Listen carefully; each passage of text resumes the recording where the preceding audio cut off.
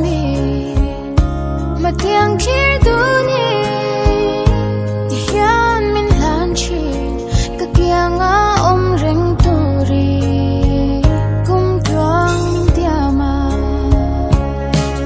ma se kwanun tiang tur hian min lo duang ka si leng dun lo tu ri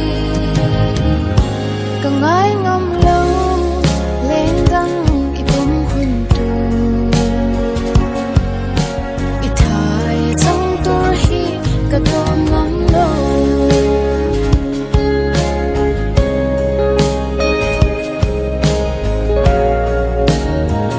hin kan nang me kan den lai kha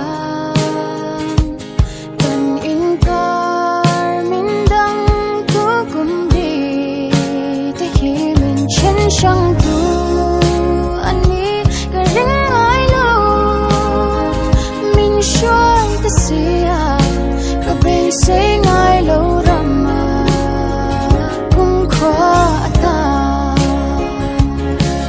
ma se kwanun tiang tur hian min lo duang ta si leng dun lo tu ri ka ngai ngam lo lên dang ipum hun tu ithai chang tur hi ka dom ngam lo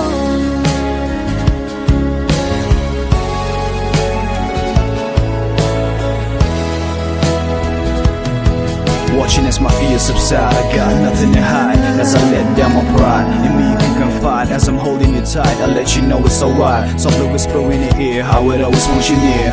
Deep in my heart, I keep you closer than my peers. Crystal clear as a thought as I wipe away the tears to symbolize the trouble, the pain and all the struggle through the rain and the hustle. We made it to this level. In cases now, woman cozy in this bubble. Let the rest of the world fade away, the heart away.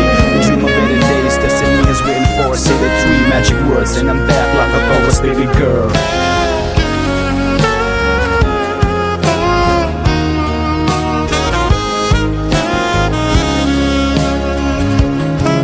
ma se kwanun tiang tur hian min lo duang ta si leng dun lo tu ri ka ngai ngam lo lên dang ipum hun tu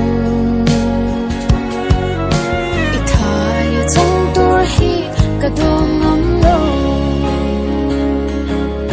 ithai chang tur hi ka dom ngam lo